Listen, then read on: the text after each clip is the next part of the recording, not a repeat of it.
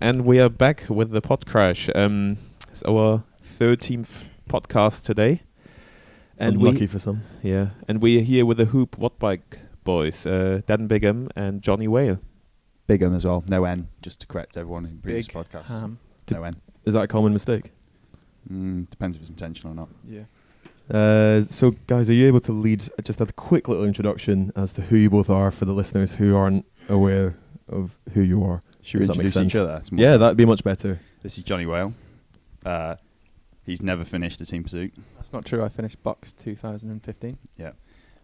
Can't ride more than a kilo-ish.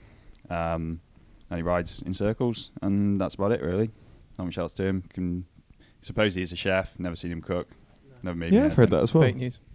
So you weren't a chef? No, he is a chef. No, I'm not. He doesn't want to be a chef? No. Michelin starred. Michelin? No. That's not how it works. You have to pay for this, You have to pay for a Michelin star chef? apparently. Oh, That's right, okay. That is one way to get one. So you're actually. basically saying you would have been if you had the funds? No. Oh, okay. Would you like to introduce Dan?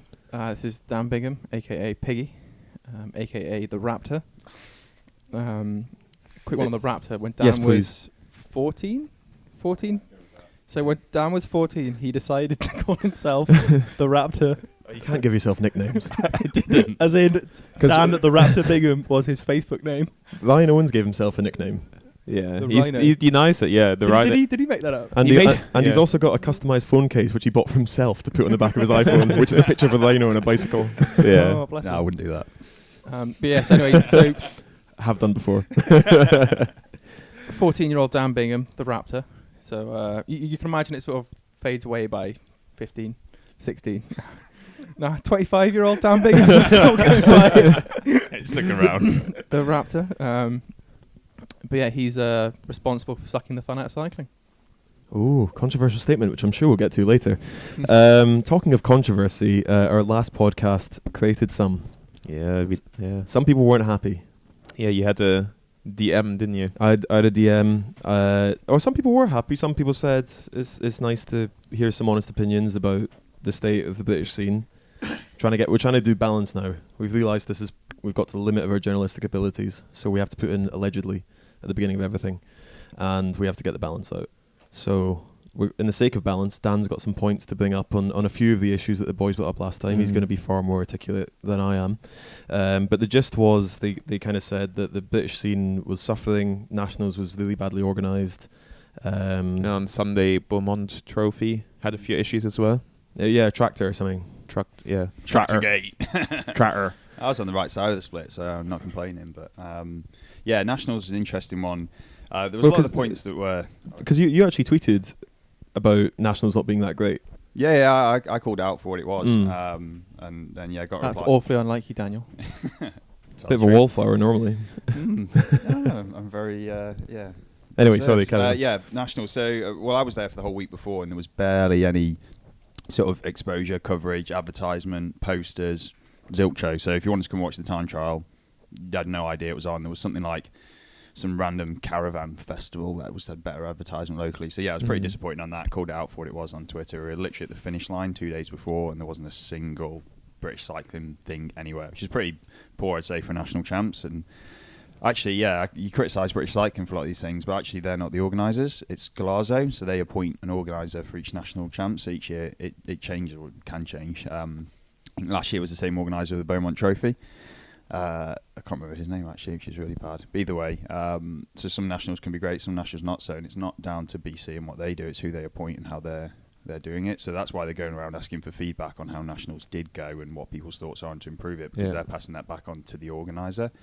So yeah, people slate BC, but in actual fact, I guess one of the arguments was that BC were running it as a sportif to kind of make it cheaper to run, because their kind of sportifs and their mass participation events are funded by HSBC, and then that gets all the road closures done, that gets all the signage done, and then Nationals was jumping on the back of that.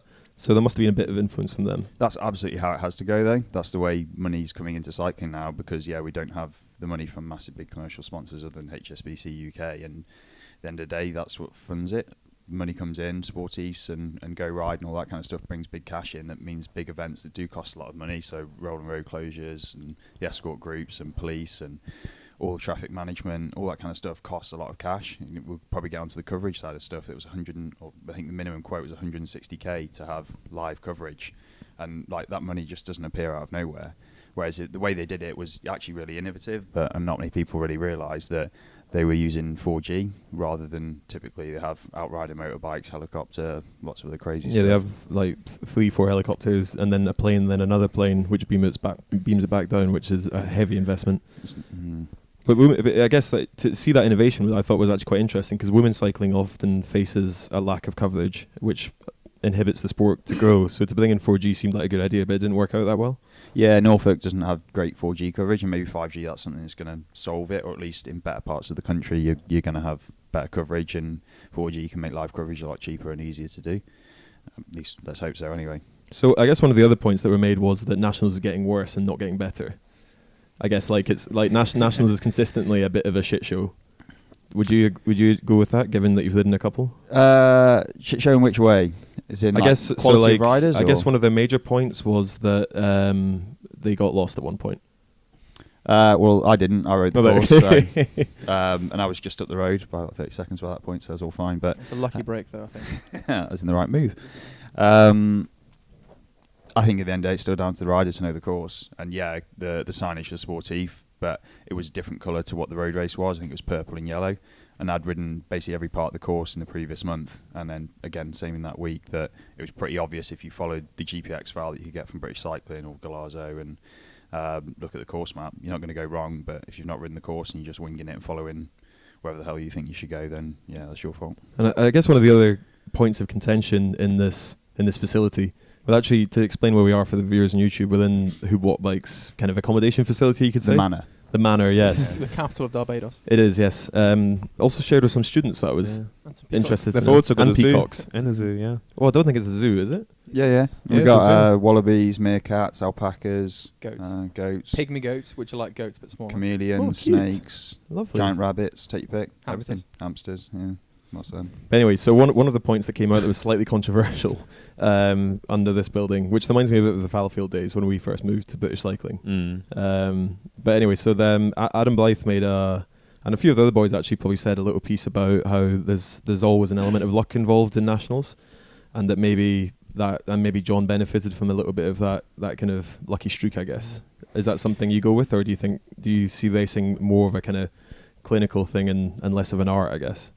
Well, road race definitely is not a time trial, that's for sure. So it's not just the fastest guy is going to win. There is definite elements of skill and luck and where you place yourself. But equally, it still comes down to where you spend your pennies. And John was really pretty switched on about it. I thought it was going to split up in the crosswinds, as did a lot of the guys. I think Lawless was in that first move for the exact same reason. Of we thought we get to Cromer, pure crosswinds, it'll split, strong guys will come over, races run. Didn't work out like that. John spent 3 hours doing literally nothing. His average power for like the first 3 hours like 230 or something ridiculous easy for him. It's like zone 1. And then at the back end of the race, shock horror, all the guys who are basically big threshold monsters and pretty aero, Ben Swift, Stannard, Dowsett, Archibald, pretty much some of the best time trialists, so probably the highest critical power to CDA ratios, for nerd drop there, in the UK, unsurprisingly made it to the finish in the front group. Yeah. So, okay. yeah, there probably is a factor of luck, but I'd say strongest guys made it there. Yeah. Okay. So they made it happen. They had to be in the move and made it happen. Yeah, well, Stannard did exactly that. 90k to go, thought, you know what, I'm out of here. Went up the road solo. I love Stannard. It's like it's time to do my thing, and he just switches it on. it's like a light switch. Oh, when he went, it was just like, why are you attacking now? Everyone's still riding, still put time in, but yeah, it is what it is. No, for sure. And then I guess the final point on the last podcast controversy was about the standard of riders that get to come, and that there's a qualification system in order to get there in the first place. And that maybe that means that some people miss out. Was that one of the points? I think the qualification system was for the Tour of Britain. Okay. That they have to race all these. It was still a comment on the British racing scene, though, as being something that was to its detriment and not to its... Yeah, it's something that's been a big talking point was for a good while now since the system came in for Tour of Britain. And I think now it's come to a point, and British Cycling are pretty adamant that they're going to change that going forward, because it doesn't work and it does destroy the scene. Makes racing really weird.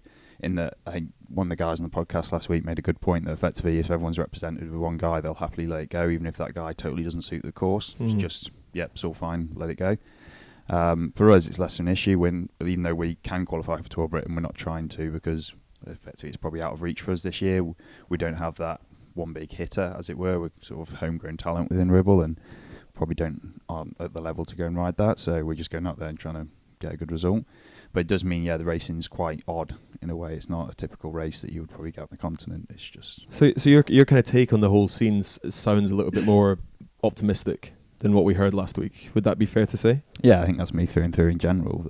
But that's even despite Madison leaving next year, JLT going the year before, things like that. I think a lot of people are quite critical about the scene being in a bad place. Yeah, who's to blame? If blame should be apportioned, who knows? Like, is it down to, could you say it's BC and they haven't created an environment that means sponsors are coming in? Is it down to teams not giving return on investment? Is it just cycling's not on a boom, as it says? Is it people actually just enjoy the sportif and the go rides and that kind of stuff and the social aspect more? Is racing where people want to be riding their bikes?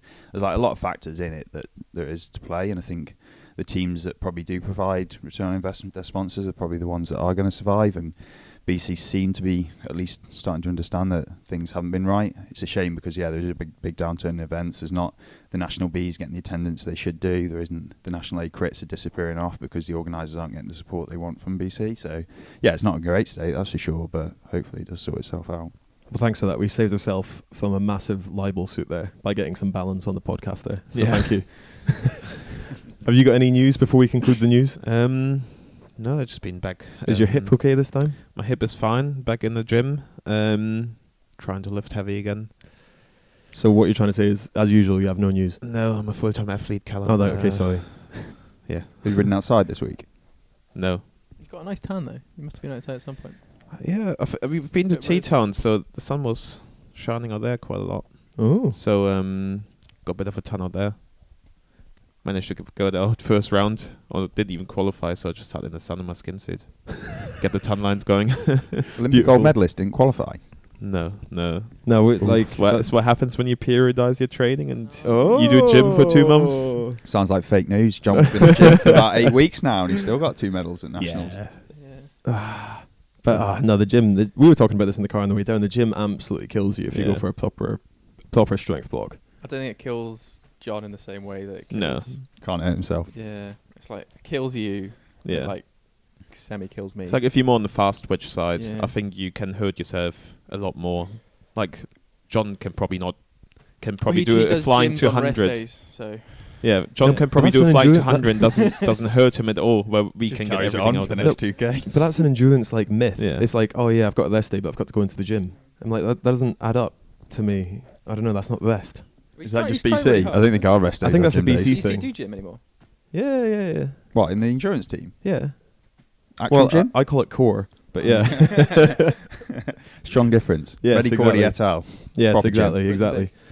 So let's delve into the past a little bit and the story and things like that. So Dan, I guess you're quite famous for coming on the scene in nationals, picking up a few titles, and then that grew into being the team that we know it today. So can you kind of talk us through that a little bit? Because I guess for me, being in the British team at the time, it was quite a surprise to see you kind of come through. So it'd be good to know a little bit of the history before that. Before that, there wasn't a great deal before that, really. I finished uni 2015, got a job with British Athletics pretty much straight after.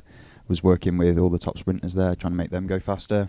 At the end of about 6 months into that, so end of 2016. So from an aerodynamics angle with the 100 meter it was just performance engineering. So I'd done my undergrad in motorsport engineering. I'd worked for a year at Mercedes AMG as an aero. I'd gone back to do my masters, focused more on cycle sport aero and auto lights. Got some technical difficulties. It's okay. We'll keep going. We'll keep roll with it. Yeah. So went back, finished my masters, got a job that didn't even think I wanted, but my mate convinced me I did. I got a job offer the week after. So I worked with British Athletics on the performance side. It was mostly everything software, hardware, data analysis, all the nerdy kind of things for about 6 months. And then got an offer to ride with what was then Planet X North side for a year, which is the elite national team. That was 2016. Charlie was riding for us that year. So we just thought, let's have a go at the individual pursuit. I was only living about 45 minutes away in Stafford, so I was commuting here. Charlie was coming down from Stockton, and we were just having a go. I knew Johnny from uni. I'd actually got him DQ'd when he won Buck's team time trial, like 5 years ago. Team time trial, Jonny Wale. Yeah, well, it's good to know you can still be friends, because I DQ'd myself when I pushed Kean and Maddie off the track at junior nationals once. And and that was seen as a big deal. But it's all fine now.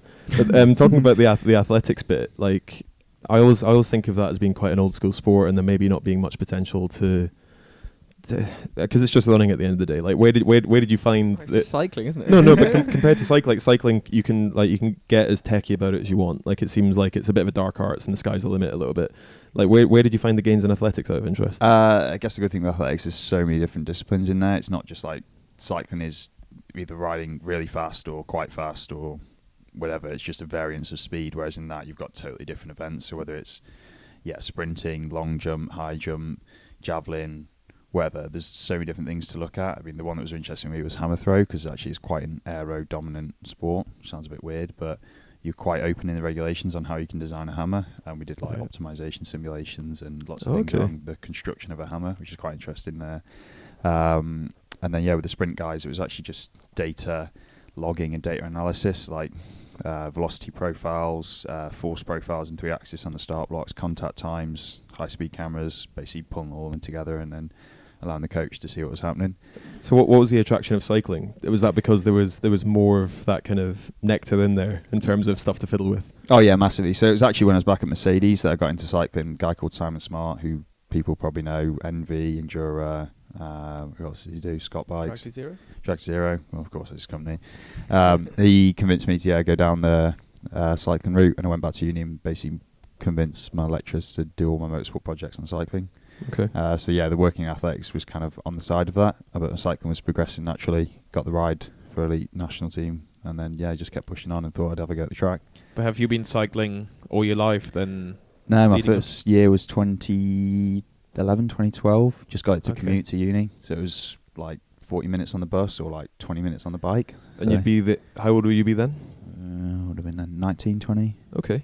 I think that's one of the positive things about cycling. There's a lot of people who come to it quite late, and they're still able to be pretty successful in the sport. But coming into cycling with a kind of fresh attitude comes with a few different kind of either knockbacks or adulation, I guess. So it's like the classic one that everyone knows is Chris Boardman, Graham Wablee kind of thing.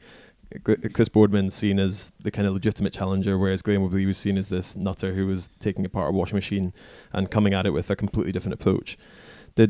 In those early days when you were coming into cycling and you were maybe questioning everything, I guess, which is where you were at, like did you find it a deceptive place, or did you find it quite a traditionally centered sport? Oh, wholly centered. It was just the dogma of it's always been done this way, and everybody you spoke to was like, oh, no, you can't do that, you can't do this. No, you need to spin and you need to do this. And it's like, but why? And no one can tell you why. No one has a scientifically based objective answer. It's just, we've always done this for like 30 years. Like, well, it's not a reason to do anything, is it? Do you think there's still space for that methodology sometimes? Because I think cycling at its highest performance is a kind of mixture of like art and science. Like there's some bits that we've always done and seems to work, and no one can really apply a scientific basis as to why it seems to work, I guess. Do you think there's a balance in there, or are you completely kind of question everything? I think you should question everything. Okay. And I think the things that are art are just things that aren't understood from a scientific perspective yet, but that's not to say it won't be in the future. So you need to keep probing and asking those questions to figure out why those things work, because you can't question some things do work. And over time, 20, 30, 40 years, it's a bit of evolution that you understand that X, Y, and Z works to get result A, B, and C. Yeah. But at some point, science is going to start to understand those unknowns or arts or whatever you want to call them, and at that point, then you can start to put a number on it and start to improve those unknowns to be even better. So in a way, do you feel almost kind of better off having come into the sport quite late? Because I guess if you come in as a kid, like I don't know, when I was moving up the GB system, it was always kind of dictated to you how stuff was done, and you never really got a chance to question anything really until you had a medal around your neck. And maybe like kids are quite influenceable anyway. Like it's difficult to back up an argument as a young cyclist or whatever like that. Do you feel a little bit of a benefit for having come into the sport a little bit later? Massively so. I think if I'd come to the sport before I got to university, I would have had a totally different mindset and probably been a whole lot less inquisitive, or I guess questioning in general. And it's probably got me on the wrong side of a few people for asking questions, but I'm always wanting to be justified in what I do, and rather than just do it because someone tells me to. If they can support the reasons behind it and it's got good sound logic behind, then I'll go for it. If not, then sorry, there's no reason to do anything. And I think I'm in a better situation because of that. We wouldn't have this team in this situation if we weren't sitting here going, well, why? But yeah, if I was 16, 17 starting cycling, then would have been a whole lot different, I imagine. So, Johnny, you came to the sport a little bit later as well, did you? Can we hear a little bit about your background? Yeah, it's not as interesting as Dan. I didn't do Formula 1, didn't do British Athletics. I don't think he's done Formula 1. I don't think that's No, a he fair did, comparison. He did. Did it real hard. He- I used to fall asleep in the wind tunnel, actually. Oh, did you? Yeah, I got a nickname Sleep. Johnny bumped into a few of the Mercedes guys at a track day, I don't know, 6 months ago. Made my day. And they were like, oh, you live with Dan, you Sleepy Dan. Sleepy Dan. Just random one. You guys ever heard of Dan Bigham? They had a little field day. So stories from Dan at Mercedes. Apparently you mackered your back or something doing jump squats in the Smith machine or something. Yeah, jump squats and stuff. Never Yeah. jump in a Smith machine. Everyone knows that. Yeah, you used to fall asleep in the wind tunnel. Literally Which is, in the wind tunnel. In the wind Oh, tunnel. right, wow. Yeah, wouldn't have much of it. Well, they run 24 hours a day. being Yeah, they like- work you guys pretty hard, don't they? Yeah, they didn't care. Social lives gone. Mm. And if you leave the office at 5:30, like, game over. Oh, right, Yeah. right. So that's So why I did Dan's- that a few times. He did Okay. it. Box ticked. Yeah, You can mention it in every interview for the rest of your life. that's very true. That's what it's all about. But yeah, That so was easy. so despite your accent, you grew up in Scotland as well. Yeah, I grew up in Scotland. Can put your accent on if you like, but I'll give it a go. It comes every now and again. It's an organic thing. Oh, right, okay. We'll see if it comes in at any point. Yeah, but I mean, Dan comes from a more sort of analytical background, and I suppose it's the beauty and the magic that is Huub Wattbike is that all of us have our own little background. So I come from a more sort of traditional background in cycling, where it's like I do it for the the pure joy of it and all the cliche stories. And That's all right. but yes, then Dan wanted me to do. I didn't really like racing. I don't like racing. I don't get any enjoyment out of it. That's Doesn't, not that's not uncommon. Yeah, it doesn't really mean much. But I like the process and the doing it as a team. I enjoy that.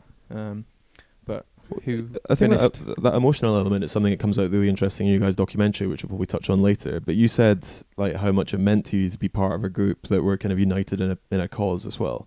So Yeah. I mean, it's I mean, quite a lot of people know, or don't know that I've have my own mental health issues. I've had a couple of suicide attempts in the past, and done all sorts of like therapies and treatments and X, Y, and Z. But turns out what you need to find 3 mates and have a joint cause and put everything towards it. And that's interesting because Ed Yeah. Clancy's solution is to lock himself in his basement for a couple of days at a time. he's got Mr. Boris. So Yeah, he does. He's he got does. company. Yeah. I mean, he's not the most talkative cat in the world, but yeah. No, he's quite happy to just Mm. lock himself in with Boris and watch TV or play PlayStation. So that genuinely kind of gave you solace, I guess. It was getting away from. It wasn't the treatments or anything else. It was being part of a team and a united Yeah, cause. it's just being feeling that you have a purpose in life is a good one. It's something to focus for and address. It's a shame the UCI have taken it away from me. We'll get to that later. That's very topical. Cheers, guys. So Dan, you had that amazing nationals, burst onto the scene. Amazing. Amazing. Say it was team effort. No. I mean the first one, and you were in the black skin suit. I did. yeah, I did a yeah. change That's in it. that one. Did you? Yeah, did a change. Johnny Okay, had so- 2 turns. I did 2 times. Okay. Actually, you've done that since I was the next nationals. Oh yeah. Anyway, Let's let's not expose Phil and I's severe lack of knowledge in the cycling world. You both had an amazing nationals. Thank you very much. That Yeah, was no great. worries. But at that point, you guys were in plain skin suits. There wasn't really a team formation, I guess. When did the team kind of birth? Was it birthed after that? Well, our first session as a group of 4 was like 4 weeks before that. We Yeah, did it's 4 weeks before. 4:25, and we only got 2 across the line, me and Charlie. And then obviously we were trying to get Tipper over the line. It's a running trend in the team getting 2 across the Yeah, line. fucking hell. Great fun. Then like we did a standing 4K every week. All Well, the way to this is the we talk about being raw and organic for cycling. It's we were like, how do you train for cycling? It's like, well, just a 4-minute effort, really, isn't it? So we'll just whack do a lots few of those. standing 4K. So genuinely, for 4 weeks, the training was we do standing 4K, then we do a second standing 4K like 20 minutes later, and then we're like, you know what, we're fucked now. We can't do another standing 4K. We'll do a flying 4K. what kind of times did you do in training when you did So these? yeah, it's 4:25. I got a graphic somewhere. It was like 4:25, 4:18, 4:12, 4:04 in 4 weeks. Yeah. That's pretty good, yeah. Yeah, Good it's not bad. improvement. Were you really coming into it in the nicest way possible, like that blind? I guess it was basically like there was no like old man at the side of the track who might offer you a few pointers in team pursuit, or did you just completely disregard that? definitely for- existed. Jeff Cook was back there. Jeff he's Cook, I love Jeff. he's famously old man. Like if you ever want enthusiasm at a track, you want him. Yeah, I mean, there's lots of that, and I think you take it with more than a pinch of salt. It was like, yeah, I don't believe that. So there's a lot of stuff we did develop there. So yeah, we picked up some quick skin suits, did a lot on positioning, drivetrain. We got the socks the day before. day of, morning of. Yeah. I remember stealing some Mavic discs off people Mm. back, like literally, like, guys, we've got a final in like 20 minutes. Do you mind if I borrow these wheels? And the answer's like, no. It's You're like, I don't care. I'm having it anyway. It's like, I remember, I don't even know who it was. I think it was like some girl just finished her 500. And I literally, like, she was like coming off the track, and I just grabbed a bike. It's the took Derby wheels off girl. her. I've forgotten her name now. But yeah. Basically, just everything very was much. pretty raw. Just whip it and do what we can. And we had a good understanding still of like longer turns was probably the way to go because it protected Tipper a lot more. But we hadn't really figured out with Johnny that he should do a long one to start. Well, it's one of those things that I kind of knew, but also it's kind of so out there. That So yeah, Johnny was man 1 and went 2 1/4, and the plan was to go 2, and we Yeah. got half. Well, it's quite a long way down. But even back then, were you thinking about aerodynamics? Like when you first started, were you didn't bring? I guess that's what you knew best. That's, Yeah, that's exactly your that. knowledge base that you're bringing to the sport. So the whole team was pretty much built on aero, and then I wouldn't say we were aero at that point. I Not say we massively. were. It was just eyeballed. There was no. We're still measuring a lot of things. Well, at I least love I was. eyeballing Aero stuff. Yeah. It's like that looks It's fucking great. Aero, and it's Yeah. not. I mean, I think that was probably spreadsheet Mark 1 at that point. Yeah, so back at uni, I'd done one of my motorsport simulation models on cycling. So basically, turn a lap time simulator into a cycling simulator, and then you kind of flip that in your head, and you get a CDA calculator. And then from there, we did a little bit, but a lot of it, was eyeball, wing it a bit. Where do we need to be? Where's the UCI limits on length and height and all the other stuff? And obviously push them a bit. Bit of foam padding helps out. Love the foam pad. Yeah, gone well off that. So it's kind of what we knew best, but equally just trying to wing it, see what we could do. And obviously the IP went pretty well, and TP too. It's all pretty I decent. think it's probably worth backtracking that because you did Nationals IP the year before, and I think you came. It wasn't the year fifth. before. It was like 2 years ago I had to go. No, it was the year before you did that. I remember. 2005. I remember you having a chat when you're like you did 4:32 or something, and 33. I remember talking to you and like your confidence of all right, next year I'm going to do this. I'm going to put my saddle down 10 centimeters. I'm going to fucking break my shoulders, literally. But then I'm going to ride a 420, and then like. I told Tipper 3 months out what I was going to do. I was like, I'm going to go to Nationals, I'm going to win the IP and the kilo. And he was like, you're not going to win, you're not good enough. So the team was kind of born out of the fact that you guys had put in really limited preparation due to the circumstances you were in, but kind of a really big excitement about what you could do, given that you had a bit more support. Yeah, and a bit it's more just work like in that it. sort of buzz, isn't it? It's like, wow, we just won this. I remember there's been some members of. A certain GB coach said, Yeah. oh my God, they're celebrating like they won the Olympics. But But the thing actually, is, yeah, at the we time, I have. was like, I fucking won. We won the Olympics! Well, it's like, I'm never going to win a national title. It's like, I think. First, the biggest race it gets you could compete in demeaned it. a Oh, bit. the time, Nationals isn't was it? Yeah. massive for us. I remember yeah. when I was like back racing in Germany, like the Nationals was the biggest thing for me. For me, winning the Nationals there was like the biggest race I could do at the time. Until you've done Did you win the yeah. German national champs? Yes. Jesus, don't Are you get me German? started. I thought you ride for Great Britain. Multiple Oh, German so you can national switch champion. nations? Yes, Can I you tell us a can. bit more about this? How do you go about this? How'd you do it? Am I going? Yeah. So back in the days, You're going a bit red. am I? I haven't got a German No, accent. So no, one day he came to me. It was about he'd been living here for about 6 years. No, sorry, I'll just say this quick. And then you're Okay, like- you go. Yeah. And he comes into the kitchen and he's like, "Do you think I have lost my accent?" I didn't say it like this. And I was like, Maybe. yeah, you have, mate. Honestly can't tell you're from Germany. So my dad was in the British Army based out in Germany. So I've grown up all my life in Germany. So you don't really have the. Well, I never like thought about riding for GB when I was growing up in Germany because you don't really get given the option. So when I was 18 and that was my last year, or 17, last year being a junior, then I had the choice, or the option was given to me. Oh, you could ride for GB, and GB team was a massive inspiration for me growing up in Germany, and Chris Hoy was like my hero. Still is. Still is. Well, like That thing is yeah. So I thought, well, I'd love to ride for them. So You go down to his house and take rides in his sports cars all the time, don't you? yeah, I do. I love Yeah. it. I love a good sports car. Nice little Sunday drive. Yeah. Yeah. You've got a sports car as well, haven't you? No, it's not a sports car. Yeah. What Anyway, do the Germans think about you? Traitor. Yeah, definitely. Traitor. Yeah, that's I don't- Ashton's nickname as well. so I remember being on the flight home, and just Home? I think I've Germany? told the story define before. I flight home from a race, and I was like, that was my last race with Germany. I haven't told anyone, and I've been joking to German riders that are moving, like as a joke. No one would believe it, anyways. And I pretty much said, "Oh, you will never succeed if you would go over there and stuff like this." They were pretty harsh to me. And then 2 years later, I won the Olympics So We've all done stuff. Well, now we've taken inspiration from Phil switching nations. Has that actually been a legitimate thought for you guys? I know like Qatar and a few other Middle Eastern nations occasionally take on some dubious nationality switches. Oh yeah, it's been discussed on many levels from. Genuinely? Oh yeah, Yeah. legitimate. Yeah. Really? The biggest issue that actually probably stopped us pursuing is the fact that if we wanted to qualify for this Olympics, we would have had to have switched 12 months ago because of the qualification period, and it wasn't really on our agenda, thoughts, whatever. Back So then. there's actually talks for all of you boys to switch nation. Oh, there's been offers, yeah. Can you mention Not the nation? particularly, no. Can you mention continents? I wouldn't even know what Well, I continent mean, we're on. obviously the People's Republic of Barbados took us in eventually. Yeah. So yeah, we couldn't switch nations, so we made our own.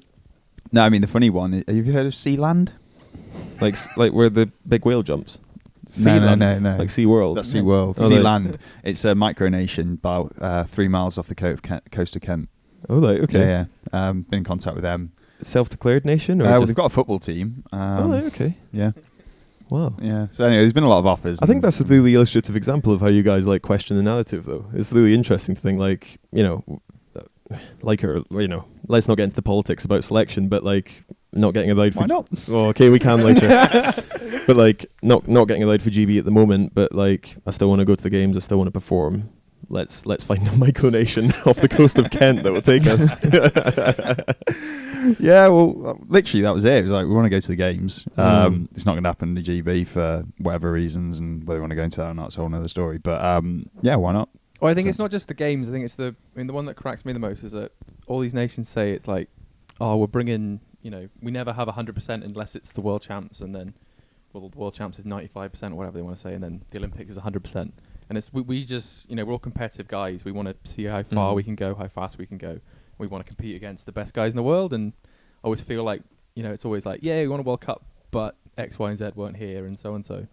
So that's. Yeah, it's always some caveat. Oh, you did this, but Yeah. it's like, well, actually, we just take it to the highest level. We never had a goal when we set up. It was just see how far you can take it. So yeah, year 1 was nationals, year 2 was winning World Cup, and last year we wanted to win the World Cup overall, and we just missed out on that. Came second, damn Demish. Yeah, I know. So is there something you're actually seriously considering for 2024? Paris? Who knows? Maybe our kids. Kids on the way already. Jeez. We'll adopt them. Oh, right, wow. Shout out to Josh Lone. I don't know. 2024. How old are we going to be then? 31, 32. He's still old enough. You're probably How old's Ed? About 50. Oh yeah, He's the old man of the team, He's yeah. 34. Well, the thing is, it's like, yeah, we're old, but then like we haven't been cycling for so long. It's like we've been continually improving. That is a Like- limiting factor. Like, if you have a kid who's been really serious from very young, they'll almost certainly retire a lot earlier than someone who started later, I think. Mm. Yeah, exactly. And it's also the well, we got mindset. slated in the Times. What was it? Was said something like, "Yeah, they may be going well now, but they're not going to peak in August." It's like, well, actually, if you look at our progression, we're the fastest accelerating team there, and the fastest. Like John's progression since he started cycling, like what?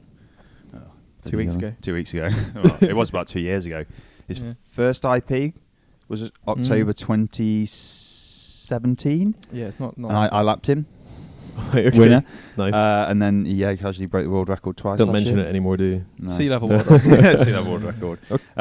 Yeah, so like clearly we're going in the right direction, and I have every reason to think we'll go a whole lot quicker this And winter. it's making statements on our performances without actually never seeing any of our data, never Yeah. asking to see our data, And never. Yeah. Well, I've seen on Instagram and social media a few times that you actually want to go out and break the world record. I think it's been said many times. Yeah. Yeah. Dan So are has you made some claims. planning on doing it this year or It won't be next this year, it'll be this season. this So season? originally we were like, oh, we'll just finish the track season, we'll hop up to altitude and do it. Actually turns out it's not that easy, nor is it that cheap. I think it cost us about £60,000 just to do that one single event, which is pretty outrageous. So then we thought, okay, we'll do it in August because it gives us summer to prepare. But actually trying to break a world record in your first team pursuit of the season is probably not the brightest idea. So yeah, we're moving to the back end of the season, which should probably be late April. March, early April, something like that. It'll be April. April, yeah. So I want to dive into the team set up after nationals going well. Was there investment forthcoming, or was it a bit of a kind of scrape the barrel kind of thing to start with? Proper scraping of the barrel. So Yeah, we we got all had credit cards and. So we got a few examples, because I remember you guys talking about the finances, trying to get to World Cups and things like that. So we had How close to the edge are we talking? We proper bombed our bomb. budget on Poland. Yeah, and all then- of our budget went. So Yeah. our total budget for year 1 was £8,000, and we spent £4,000 of that registering with the UCI. Mm. So we had £4,000 left to do, well, hopefully 3 Everything. World Cups and Nationals Mm. and all the kit. And class everything. one. Oh, class one. Yeah, so obviously it doesn't stretch very far. And we ended up spending all that on round 1 of the World Cup, which Yeah. did not go very well. And you got to buy bikes in that as well. And Yeah, well, we bought all our bikes Everything, ourselves, yeah. bought all our kit ourselves. Obviously had some sponsors and supporters there, so like shout out Walk Above the Wheels, Pyramid Cycling, Velotech, they all helped us out a lot, Rule 28. So yeah, we had some good supporters year 1, but still spent a lot of cash. I mean, my credit card was maxed out, overdraft was maxed out. But I guess where you are now is like I actually think that what you've got as a team is quite an attractive proposition for a lot of sponsors, because it's not just sticking a label on the front of a skin suit. Like you guys are involved in the development of making that product to get to the place where you need to be to win. Yeah, it's not about sponsorship, it's partnerships. It's a Yeah. big thing we've always said. That if you work with the company, then at the end of the day, you can end up with the fastest kit possible because they'll support and pay for the development. You get to do all the development you want to do to make the kit that you want to ride. And then at the end of the day, they've got all the data to show for it. You go get the results. You're riding the best, fastest kit that you can design. And they've got all the results that go and show for I it. think it's they can pretty sell. going back to your last podcast you had when people saying the British scene's dying and sponsors aren't going, no one can find them. It's like, well, maybe the sponsorship models got wrong. Like, how many Madison Genesis bikes or Genesis bikes in it? How many Genesis bikes have been sold because of that team? Mm. But then if you look around, how many people have got Walker Brother wheels at track races now? Got Quite a 28 few. socks Yeah. everywhere. What Yeah. about the pyramid chain rings? Like, Yeah, you can't make them quick enough. you can't make them quick enough. Mm. It's the model that we provide is quite good for sponsors because But we are demanding. when did that model take off though? Because it sounded obviously it's an 8K budget, it's quite small to travel as a team, especially when you're given 4K to the UCI. So I guess that there had to be a bit of a was that always the model, or were you kind of setting out thinking if we need to show our worth here, show that we can partner with brands, show that we can make them quicker, and then go from there? Was it just kind of basically taking whatever was Still, going? none of our equipment suppliers give us any money. Mm. Actually, no, one does now. That's it. It's really small. So we've never brought money in from them because we've always just valued the fact that we want fast kit, and that's all that matters for us. And we'll make ends meet if needs be because we're not here to make money. None of us on a salary. We're literally surviving off savings or whatever the team can support us with. So yeah, effectively do what we can to just ride bikes quickly, and everything else is secondary for now. It's on pause effectively, whether it's your career, whether it's being with your family, whatever else. Just want to try and do something really cool, really. Being with your family, it's not like any of you have kids and stuff though, but yeah. Not I know. yet. Not yet, Dan. Not yet. Fuck's sake. Second shout out to Jocelyn. I was more talking about John missing his mum, but Oh, yeah. Oh, okay. Shout out to Louise Archibald. hey Louise. So I guess one of the other things you guys brought to the scene, which was a bit unusual, besides the kit, was the way that you tried to deal with the physiology of the riders that you had. So you talked a little bit earlier about how Johnny, should have been better off doing the first K to start with, and then you were trying to get Tipper around as well, Jacob Tipper, one of the riders who is on the team or wasn't. He's still on the team. Still on the team. Okay, yeah, Just about. just about. Sorry, Tipper. Sorry, mate. So it's not only that you're. So how did you manage to deal with the physiological kind of limitations of the riders you were dealing with? So yeah, this was another one I think that was frowned upon for me putting in the public domain by certain employees of our nation. But anyway, I kind of The government. yeah. How do we do it? Well, I think Medi Cordy brought us some really cool ideas that we'd already kind of jumped on. We had the long-term strategy. So right after Nationals, Yeah. it was, all right, if we're going to do this next year, it was, I'm going to start man one, I'm going to do my turn. Because it's all about, end of the day for us, it's contribution on the front. We don't care about finishing with 4 riders. We don't care about you do X, Y, Z turns. We want to have... We don't need to finish with 4 riders. Yeah, exactly. So, it's can I produce more laps on the front if I do them in one block than if I do 2 turns? And the answer to that, yes. So Yeah. So maybe there's a deeper question in here. Is that would you categorize the team pursuit simply as being getting the 3 guys over the 4K as quickly as possible, and that's Simple as that, yeah. 3 Yeah. guys as fast as you can, and anything that's in inefficiency in there needs to be sorted out. So changes, inefficiency, that was an absolute massive one. Having a 4th rider sitting in the line, burning up their anaerobic tank is an inefficiency. So that's where Johnny's turn came in, that if he sits 2nd, 3rd or 4th wheel, he's burning up his anaerobic tank, which you know is a fixed amount of energy, and he's not making the team go any quicker. So why wouldn't you put him on the front all the time? So what was the status quo that you're fighting against? Was it the idea that you've got 4 riders, they should all do equal work? Yeah, exactly. Well, I think Tipper says his boast with his... we've got a gene pool that's 4-man deep. 4-man deep gene pool, yeah. So traditionally, Sounds national interesting. governing bodies, they've got this model of we ride team pursuit. You do a 2-lap turn, then you do a 1.5 lap turn, then you do a 1.5 lap turn, then 1.5, so on and so forth. And then they try and find the riders to fit their model. Whereas for us, we had 4 riders, and it's all right, cool. How can we get these 3 people across the finish line as fast as we can. And for us, that involved using me early in the race. So then I'm gone, back in to start off with, I was only doing like 4 laps from. Yeah, I got 4 laps. Man And one. I think the longest you got was 6 at London. Oh, but that's we changed that to man 2 though. Yeah, so then moving things about. Medi rocked up. He was a friend of Dan's from before, and From he's rowing. been from Yeah. rowing. He was working for the British cycling team at the Yeah, time. he was coach, but he Revolutionary physiologist, I'll go with. came up, a great guy. Nice pun. Yeah, so he came up with the idea of putting me at man 2, which was so Dan now goes man 1. He does 1 1/4, and then I do my 1 lap, my 1 spell from man 2. It was an interesting one. The Aussies qualifying for the World Champs, they did something similar. They had their man 3 do a 1. He did 3.5 laps and bailed. Yeah, but they So did it's it just- from man 3, which is a bit different. Yeah, it's a curious But one. I mean, the regional Don't reason forget we it. did it was actually protecting Tipper. So we did the first World Cup, Poland, and bombed, and obviously blew us all our Yeah, budget. that's the Medi method. Yeah, so the Medi method, so that's a Yeah. bit different. But I dropped into man 3 because it meant we kept Tipper further back in the line with more draft for longer. So it meant Tipper did a half lap turn after 3K. Yeah, it's impressive. So, yeah, it was Jacob One- Tipper one has done half a lap turn. 3:57 a team pursuit. half lap turn. That was 8 it. single half lap Out of a 4K event. for a whole race. Yeah. Oh, no. And Got round. we still finished 4th. We nearly beat the European Yeah, champs yeah, off it's that. It was mad. pretty outrageous. Second Mm. World Cup. So yeah, he had some potential. I remember the first one was great actually when we dropped him because like we still went real quick. That's still are like one of our best riders. I'd say. Like, Can we touch on maybe like the tensions within the team that can come about as a result of having Sully Tipper, but a significantly weaker rider within the lineup? So, for instance, like in the lead up to 2016, there was no question that I was the weak rider compared to Phil and Jason. Like I remember at one event, in TSO timing, you can see at what standing each team is at each lap. So it would go like first Phil Hines, first Jason Kenny, 10th Callum Skinner, and overall that would be 6th. Like how did that ever create a tension, or were you totally united in that goal of just kind of moving forward? I You think still it was- saw value in someone even just doing a half. Yeah, it's quite hard because it's like frustrating. obviously you get frustrations because it's like, You're trying to do the best you can, but you're making concessions for somebody else in a way. But equally, it was like we have 4 riders. We do not have a choice in the matter. I mean, by it's that like point, world as class well, team suitors don't grow on trees. Yeah, literally, yeah, good comment for that. And we were just like, we need to get 3 across the line. How the hell do we get Tip across the line? And yeah, we rolled him in glitter every which way possible and tried again for the year I mean, after. fair play to him. Manchester World Cup, like the rise he did there, having got dropped and he was not in a good state after that. You can Yeah. imagine like your first World Cup, your second ride, we get poor guy, Just got and then spat, like yeah. to have to do it again the next week. It's like Oh yeah, no, but that was me as man 3. I'd get dropped in the first round and somehow we'd scrape a qualification, and I knew I was going to get dropped again. yeah. And you're doing 750 meters in a team event by yourself, like the entire distance. It's like Well, I think it's Tipper actually finished with a Swiss. I think in the yeah, the best thing. it sounds like a scene out of Anchorman, and you're like, get back over here. There's But he did turn it around though because he nearly caught the Swiss in Minsk. yeah. So then he suddenly started training incredibly well. I mean, give it his due, like Medi really turned him round into I some. don't know really what good Medi did sessions, to him, but but he definitely like pulled it out the back.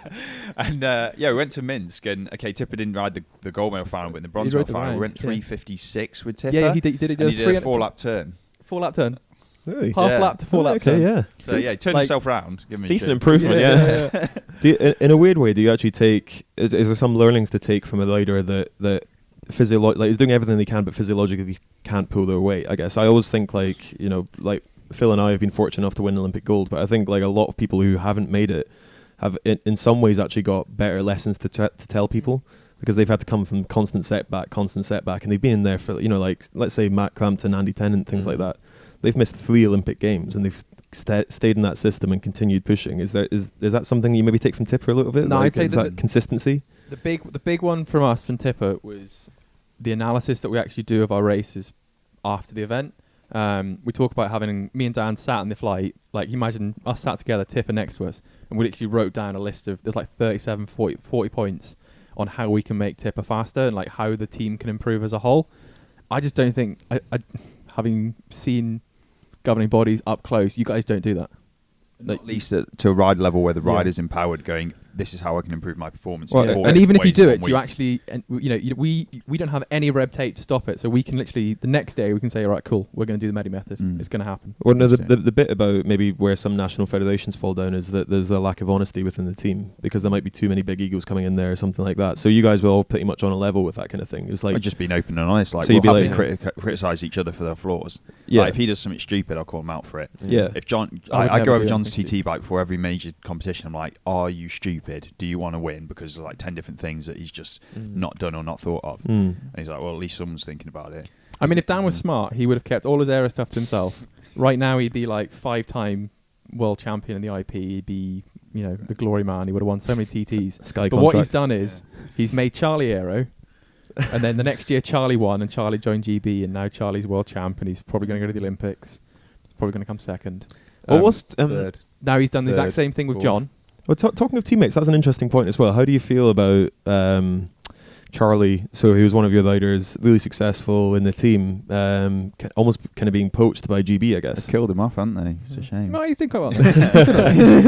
No, I think it's cool. At the end of the day, like, we aren't the end goal. We can't sit there and be like, right, Charlie, we'll take you to Tokyo, because we can't. So Yeah. why would I would not hold a grudge off anybody if like John got pulled up to GB and they're like, yeah, you're in the team pursuit now. Which Yeah, I'd be to be pretty honest, you pissed should off do. if we didn't do the races this year. Oh, I'd be annoyed. Don't get me wrong, because it's If it got in just the do way it of our anyway. race program. Yeah, But, but like, it nonetheless, doesn't like need to. John has the potential to be there. Like, I've seen how both Charlie and John have trained, and I know all their numbers inside out. And John's- Well, you say that they're different. Like, you couldn't compare. they are it. different He wouldn't, athletes he wouldn't, completely, he wouldn't but s- you wouldn't put them in the Tokyo, same spot in a team pursuit. Yeah. But that's not to say that I know John should be in that squad for Tokyo, Mhm. but he's not been selected because they're too short-sighted to see that a one lap standing start is not actually the defining factor. Because unfortunately, team pursuit's measured at 4K, not 250 meters. And we've got an expert in 250 meters sitting right here. Yeah, we I have. don't think John's gone so 20. Avoiding the controversy as usual. I like it. Anyway, so let's talk about. So Poland was a disaster. Yeah. Not my words. And Not then wrong. no, that sounds dodgy. It wasn't anyone else's words. You guys just talked about it here. It Just was to be shit. clear. Worst weekend of my life.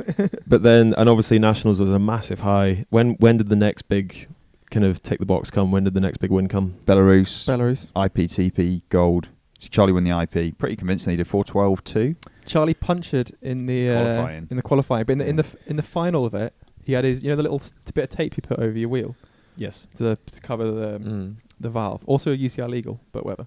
Everyone does it. it is. Yeah, they let yeah. some stuff. Anyway, Yeah. So anyway, that came off in the final. So like after 3/4 of a lap, he sort of reached down and grabbed it because it was stuck on his fork, picked it up and threw it on the side, and then just carried on going As you do. as you do. Casual. And he had his shoes, he had his visor on, he had his helmet. Oh, no. He normally forgets everything. He had So his phone. he started qualifying with his team suit gear on, I think, or something yeah, like that. he's done that. But before. yeah, so that was cool in team suit because we qualified fastest. Tip obviously smashed the rounds and then went in the final and rode 3:56 dead. And it was like the scrappiest It was ride. not a good ride. You nearly died. I only died. Harry nearly died. Everyone nearly died. We were just we chopping around we everywhere. geared up and we were like, oh, we're going to have to go real fast to win. So Yeah. we all geared up like 3 inches. And the and Russians Charlie pushed hadn't us. geared up 3 Russians inches. really geared up. So, Oh, you can't so see so that. so that must have Little felt. Sphinx. So to put that into context of what that competition is, like winning nationals is one thing, but by the time you're winning a World Cup, you're beating nations. You're not beating any other kind of team within the UK. You're essentially become world beaters, I guess. World beaters. World beaters. Did that? I've got 2 questions on that front. First of all, did you expect to kind of be more respected and more, I don't know, looked upon by the other nations because you've got a good result? That's my first question, actually. I can't remember what the second one was. Do we expect that? No, definitely expect it. I think. Or it's did you kind still of- feel like outsiders, even though you We still had that feel like result? outsiders. Like we came in Even this year now. and we still felt like underdogs. And yeah, I definitely do now. But I think the turning point was actually this year in Berlin. There was a big hype up on trackpiss.com. Yeah. And they were like, the 4 biggest team pursuit teams are coming along. And it was us, GB, Australia and Denmark. It was like, where the fuck did we come on the top 4 team pursuit teams? It was mad. Yeah. And then we bombed qualifying.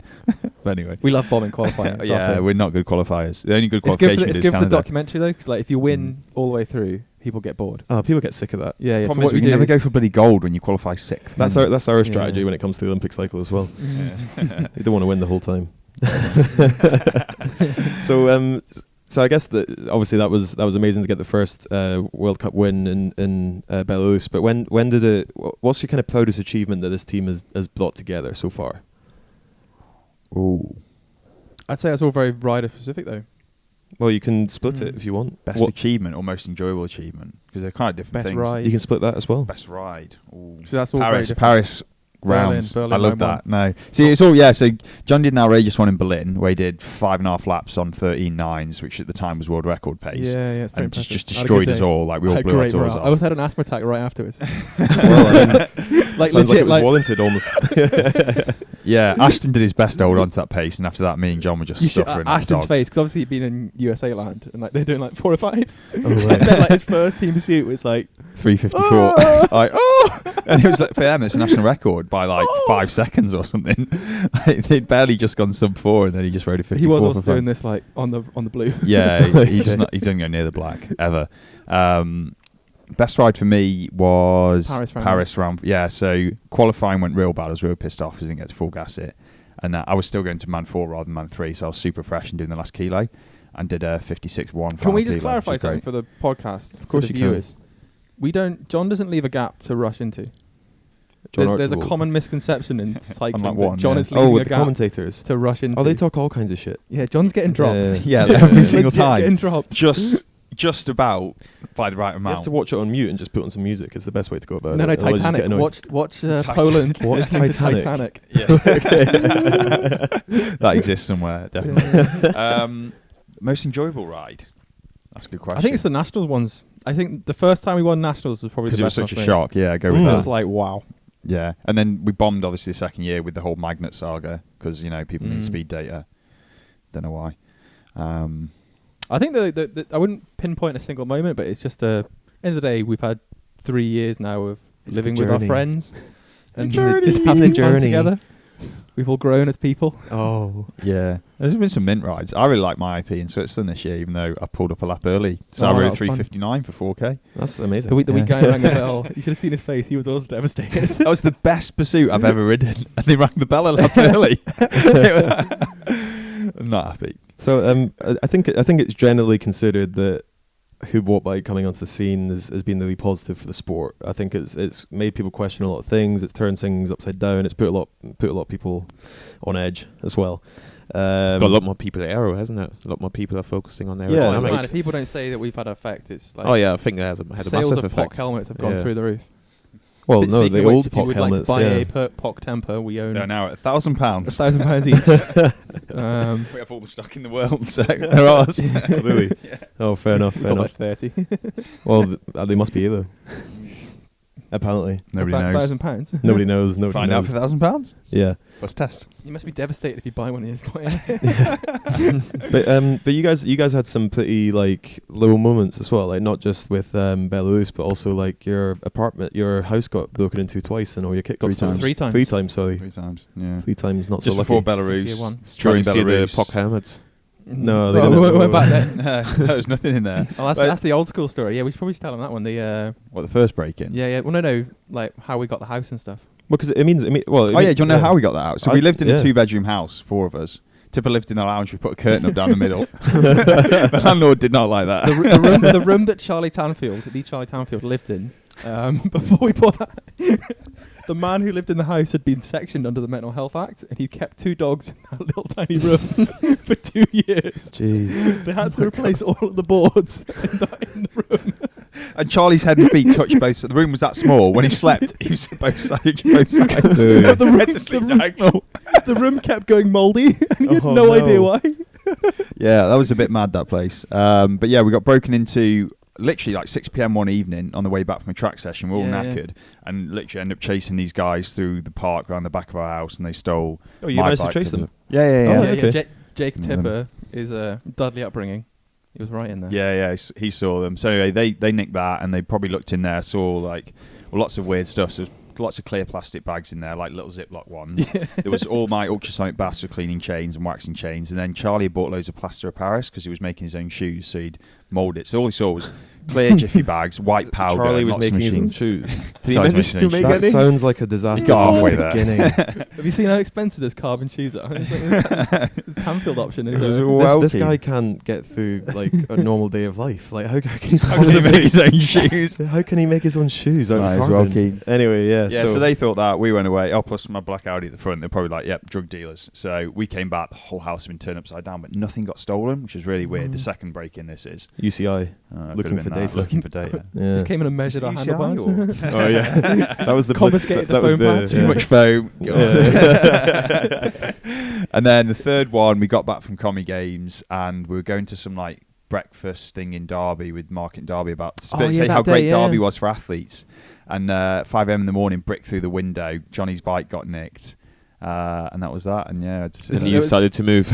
Yeah. But that has pretty big implications. Like, you're talking about a really small budget, you're buying your own kit, you guys aren't working, and like that's got to knock you. Oh yeah, we each had a bike nicked, and they're not cheap, are they? At the end of the day. So for me, I had no training bike. I went to Belarus World Cup and warmed up on Tipper's time trial bike because I didn't have one. Yeah, Did you have house insurance? No, couldn't afford it. Literally. Yeah. Are we able to tell the story about how you managed to get so many people into one house in the first place? Yeah, that's quite an interesting one. Go, Johnny. So obviously, HMO licenses is what you require if you want to Multiple occupancy, multiple shared occupancy. There we go. Yeah. Needs like locked doors, doors, fire doors, and all that stuff. But basically, it makes renting quite expensive. So me and Dan put our best kit on. Oh yeah. So if you're related or engaged to somebody, then the multiple shared occupancy doesn't actually count. So effectively, if you're brother and sister, man and wife, man and man, then you can rent a property that's not under HMO, and it's a whole lot cheaper. It was very much don't ask any questions, and we will tell you no lies. So me and John went hand I in hand to the local estate agent and got ourselves a nice house. I always think it goes like, if anyone ever questions that, you can just go, how dare you? How very dare you question and then my get stuck into Johnny. My honour. And all of a sudden, embarrassed about me? all of a sudden, they've got a 1-star Google review, and that's the end of it. But I like that. It's that creativism that you guys kind of brought. Creativism, that's not even a word. Creativity that you brought to the scene, I guess. But no, you have to bend the rules, I guess. But I guess bending the rules and seeing where we can get in a little bit, is that also being a little kind of mantra of you guys as well? Because I think in track cycling there's always an element of pushing the rules to the absolute limit and going over it sometimes. I think the test mark is also if the commissaire notices or not. Like, we're not talking about motors or anything like that. We're talking about like bits of tape here, bits of modification there. You guys love a Dremel. Well, we love Dremels, but everyone else has hacksaws. It's like, come on, guys, you've got a budget. Do this a lot quicker. How many million quid? Just get yourself a Dremel. What do you actually what do you drill into your bike? Every time I look on Instagram, you're like drilling into your bike. Like, what do you actually do? Legalising. How many modes have you got? Mostly extensions, to be honest. I think that the best story is the Harry Tanfield at Belarus story with the foam pads. So it's obviously the rule is 10 centimeters from the top of the foam pads. Used to be. It's now changed. Used to be. It's all changed. Top of the foam, top of the pad to the top of the extension, 10 centimeters. So what you do is you set it up at about 13 centimeters. You give it to the jig, and they're like, "Oh, it doesn't fit." You go back. You get another 1 centimeter bit of foam. Whack it on top. You go back to the jig. 2 centimeters. And literally repeat. So you had about 40 mil, 45 mil of foam there. And it was in lots of little pieces. It wasn't even like solid pieces. He just got like bits of tape. Oh, jeez. Built this up until it was UCI legal. A massive sandwich. And the poor little commissaire is like, that's quite clearly cheating. But the thing is, there's no regulation against it. us. Oh, right. But so it's that they were taking photos of everything, measuring everything, and then 2 weeks after Belarus, they brought regulation out that said single piece of foam. What else is it? Measure from the middle of the pad. So then we just started doing other things like armrests further up the arm, chopping the extension horizontal. But it's you're not allowed to chop things. Yeah, you are. Yeah, you are. Are you? BC do. Well, no, but that doesn't mean it's allowed. Yeah. No, everyone has to cut their extension. Every single extension on every single pursuit bike has been cut at some point. Okay. I make my extensions, so I cut them. I'm the manufacturer. That's how they come. Okay. There's a lot to be said for being your own manufacturer of your own stuff. That we is this another plug? Do you want to talk about Via Coco while we're here before we take the next break anyway? Well, I'm a bit thirsty, Coco. So I'll make sure I give it a good shake first, though. Delicious and nutritious. It's not quite the same. But what's more, it tastes great. Anyway, Johnny's actually bathed in it. That's not a joke. That's not a joke. Yeah. I love the stuff. Are you guys doing any product development with these guys, or is this I fucking wish we actually did when we went down there. Yeah, we went down and were you there for that one? I wasn't there. We did loads of tasting of of everything. Oh, some of the stuff they got in development, outrageous. They've got a really nice the pineapple one I enjoyed greatly. But the thing is the pressed is the new I actually I believe actually press one is so nice. They do it in liter thing. You just take them and just down them. Amazing. So basically, like the original coconut water. God, here we go.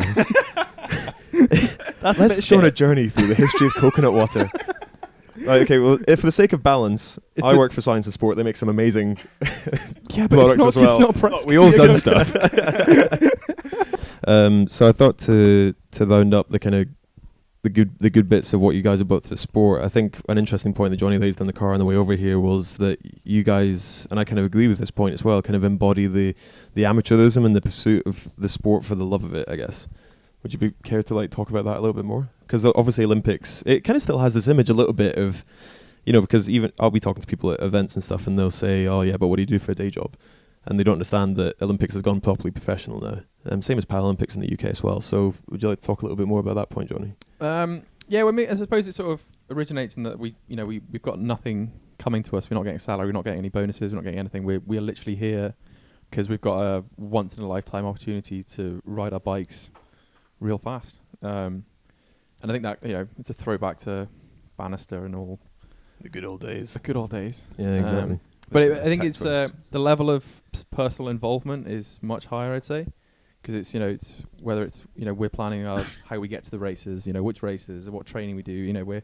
We are solely responsible to everything. Yeah, we do. everything, whether it's logistics, sponsorship, social media, Yeah. training plans, science, nerdy stuff. Mm. Basically, everything's kept within the riders. I mean, we've got a manager at the moment who's been doing a bit with Adam. He's kind of taken a lot of logistical nightmare off our back this year, which has been helpful. But from day one, the whole idea was just do it ourselves, and why not? At the end of the day, it means you're involved in every step of the process. You understand why you're doing stuff, and you buy into it that way, rather than being expected that you're going to have the best hotel and the best flights and wherever else, even though the budget doesn't allow it. Just We don't have the best flights. But anyway, or the best hotels from T-Town. But everything Anyway, about yeah, cycling stitched should up, be yeah. about enjoyment, right? Yeah, Everyone's in it for yeah. the enjoyment of it, and But do you see that as a positive element then? Do you think if the team was almost more professional that you wouldn't have the kind of culture that you have now? I think I've seen it when I work with professional teams, that the enjoyment isn't there to the same extent, and we see it in track centre. I just don't get it. People talk about the grind of being a cyclist. I've never woken up and oh no, I've got to ride my bike in the sun again. It's, damn it. Up the It's Barbados, oh Miguel, no, yeah. yeah. It's like I guess for the sake of balance, which we're trying to have more of in this podcast, I think the bit is like when you're paid by someone else to do something, for a lot of riders that can take the enjoyment out of it a bit, because you're expected to get the result. You want to return that investment. So in a way, kind of doing it for yourself maybe takes that pressure off a tad slightly, but obviously athletes are the harshest critics, but then also ups that enjoyment. yeah. I mean, the self-motivation for us, obviously, because we don't have I think a big thing that's a benefit for us is we set our own training programs for our personal stuff. So it's and I have no control over what Dan does, no control over what John does, but I have to trust. For better or worse. Better or worse. Well, that doesn't mean we don't criticise each other for what they try and do. Yeah, Everyone yeah. knows what everyone's doing and how they're doing it, and why they're doing it. But at the end of the day, we're going to go to Minsk, and I've got to be on that start line as fast as in a good a condition as I can. And you've got to have trust in everyone that they're also going to be doing the same level of investment. Do you not try and get advice from physiologists or Oh whatever? yeah, we've got multiple. Yeah, They they help you ride. We've got a through few it. advisors. Medicordia. We've got lots of people that help us. Yeah, yeah. But ultimately, we're the ones that make the choice. I mean, for the actual track, that's individual outside of the track. Yeah. And then obviously for the sort of track stuff, obviously it's a team. these are the track sessions. Well, it's the same Yeah. for pretty much everything that we do, whether it's like what you eat, what you drink, Mm. how you train, where you, even down to if you want to go on an adventure for a weekend, whatever, it's your decision. You're here off your own volition, and if you want to do something, then that's up to you. As long as you think that's the best thing for you to do, and that's going to get you to the start line as fast as you can, then who am I to complain about that? But I can imagine if it was if I had on my training program, I've got to do X, Y, and Z, and I can't be asked to do that. Why am I being set to do this? Obviously, I can understand not enjoying it that way, but I mean, surely, all right, if the athlete's not enjoying that, have a word with the coach, and the coach will be like, all right, cool, what else can we do that, because obviously morale is such an important thing in sport. It's and I think underrated in sport, yeah.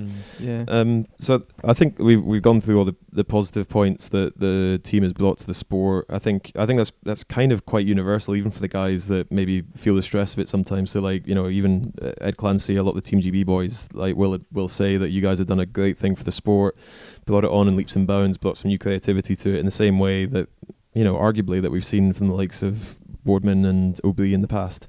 So how disappointing is it that the UCI quite recently haven't probably picked up on that enthusiasm as much, because they've put on a new rule to say that from next year the competitions, like we were talking about earlier with Minsk, Paris, all that kind of stuff, they're for nations only, they're not for commercial teams. So you guys won't have a place in the track scene from that point going forward. Oh yeah, they kill us basically, and that's pretty much what the announcement was, and they didn't involve us at any step. As far as I can see though, basically no nations are involved bar a few that are on the track commission. So GB didn't know, Denmark didn't know, Australia didn't know, Holland didn't know, Canada didn't know. Everyone that was spoken to didn't know. What do you think the motivation is behind it then? Depends. There's multiple different changes. There's not just one thing. So, for example, moving it to the summer, I can see why they've done it and made it 3 races. Not all the World Cups are that well attended. It's typically the first 2 or 3, 4 maybe at a push that are. So making it 3 means they have to attend. Moving it to summer, obviously they want to align the world champs. So I can see the logic behind that. I totally disagree with it because it'd be stupid. You're going to kill the sport off for the fact you're clashing with the 2 biggest Grand Tours and making There's only so much TV you can watch. Like, yeah, they're idiots. Am I going to watch? You can barely keep abreast of what's happening in Tour de France. Imagine trying to watch Tour de France and the Track World Cup and the fact World that Cup. You can't share riders. Suddenly, Mark Cavendish, Ella Viviani, like God knows how many of the track riders who do both. Well, can't do both. There's more of an Most of the impact on the girls. women's scene. Yeah, all of them. Yeah, but you just kill off one or the other, and at the end of the day, where's all the money, support, etc. At the moment, it's on the road. It's not on the track. So the track's going to die for that. And then, the stupid one is obviously excluding us from what is now the Nations Cup. There is no logical reason that the Nations Cup can't be. It's us as well as Team B, even Team Inspire. Yeah, I think it will kill a lot of the young guys off like the development. Because we used to get rides for Team Inspire if he didn't make the 18. You went straight to the top. But the younger guys, they can ride for Team Inspired when the World Cup isn't attended, and then Wales cycling as well. Yeah, Wales cycling. I think a lot of the younger guys will really miss out on it and will feel the consequence because the faster guys, the big guys, have to race the World Cups. Also, to put that into context, you've got in the GB setup, we also had when I was there, it was 100% me. You had Team Breeze as well, and they were and Team Inspire. They were all pretty much filled out by the younger riders because they didn't really have a look in to get into the A team, the GB team. So that's why the kind of trade team system had a really good benefit to the track scene, I guess, especially because, as we were talking about earlier, they're not always that well attended. To cut the numbers, doesn't make much Cycling sense. was trying to build up a team pursuit right now, and they will be missing out on it. So well, you've still got this season. Yeah, this season. Post Tokyo it changes. There's just a lot of changes that seem a bit backwards, and they're proposing this new series throughout the winter, which supposedly, anyways, to try and increase fan engagement. But if you actually look at who drives fan engagement at the current World Cups, it's all the trade teams because that's their interest. That's where we are commercial teams. We are supported because companies want to partner with us, whether it's to sell stuff to the public, whether it's to sell stuff to the cycling trade, whatever. We are there because we're a commercial outfit. Yeah. Whereas why would any national governing body take you as an athlete and say, right, Phil, up in the stands after your race, you've got to go and sign a load of autographs to Joe Public. We actually pushed for that at London World Cup. I mean, we didn't even get it, which is a whole other thing. But we were, if anything, it's quite enjoyable to go and talk to people and see what their experiences are of the sport. But it just doesn't seem to happen at a national governing body level. But that's a really interesting contrast because, like, a few moments ago, we were like kind of idolizing the amateur days and the pursuit of purism of the sport. But what we're kind of trying to face now is basically a bit of a halfway house. It's like you guys are happy to do the professional element as well as doing the amateur element to it as well. And, arguably that's for the betterment of the sport going forward. And the same with like trying to shake up the sponsorship model to be more of a partnership. Yeah, exactly that. You've got to have money coming into the sport some way, and that's the way the sport's going to grow. And I think Lepatier seems backwards in that sense that he's trying to take money out of the sport and push all the control back to nations. And unfortunately, nations are what votes with the UCI. So Lepatier's in because nations voted for him, not because trade teams.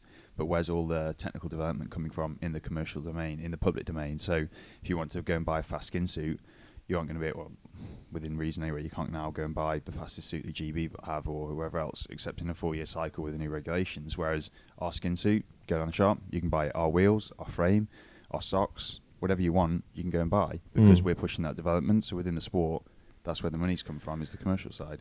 Have you had any response from the UCI saying why? Not even acknowledged our email. Yeah, because the team wrote a letter, didn't they? Yeah, big letter. That took my whole weekend. And Beat have done it as well. Yeah, Beat did the same. They've got an outrageous amount of signatures, like tens of thousands now. It's pretty mental. But yeah, not even an acknowledgement to our letters, neither of us. And we've got a working group with all the trade teams in the world, basically just a big Google page, and just discussing what we want from the World Cup, from track. I guess that was a good shout out. For me anyway, it's a little bit better than Via Coco was get on the Beat on the beat page and add your name to it if you haven't done already, because Yeah. I think it's not for the betterment of the sport, it's to the detriment of it. Yeah, they are going to kill it off if this goes through. But what does that mean for you two as individuals? Because obviously we've touched on the controversies of selection a little bit for the national teams. Does that mean track racing for you guys pretty much becomes unsustainable? Yeah, it's game over. Yeah. Yeah, it's not really like a plan B. There's not unless we want to go race class 1s, class 2s.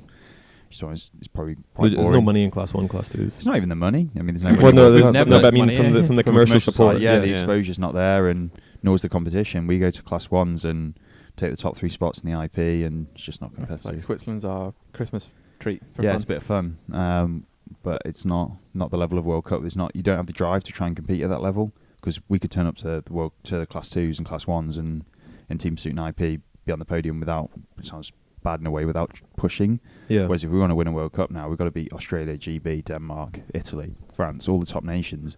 And now having to sit there and we're doing so much development on everything because we know we need to, else we don't have a chance. So what's the kind of takeaway, I guess, from that point as well? Because it's, we went back to that page earlier and it said that you guys were in the top 14 pursuit teams in the world pretty much. But only one of you guys has moved on to being in the GB setup. And obviously that would be if the rule doesn't change, that's an avenue which arguably for most people who don't know the full story would be pushing for as well. So what is that a door that you see as being quite closed to both of you, I guess? Originally I thought it was quite closed, then I felt it was a little bit open. Obviously myself and Charlie got in there as a trial back at, early 2018, and honestly did not enjoy it there. Probably mentally in the worst place I've been, performance wise the same. Didn't work for me, definitely not. Didn't enjoy it there. Too many reasons for not doing things. Was to an extent, was that because they weren't really interested in what you brought to the team from an aerodynamicist or an engineer's point of view? They were more interested in just using you as a physical asset, I guess. And you weren't able to you weren't able to engage in that setup as much as you have done in this team. Yeah, probably that. I wasn't able to engage, wasn't able to ask those questions and try and stimulate growth within that. It was, you do it this way and that's it, and don't ask any questions. And even if you've got any bright ideas of doing stuff differently that may make you go faster, didn't want to hear about it. And I found that really frustrating, because right now we have the power to do whatever the hell we want, as long as for the right reasons and we all agree with it. Whereas there, it was, you do just hold and that's that, and just didn't enjoy it. So as much as the doors was closed, was open a little bit, and now is closed, is that, if the rule doesn't change, is that going to be a door you're going to be knocking on again, or do you think it's just not a kind of life for you, I guess?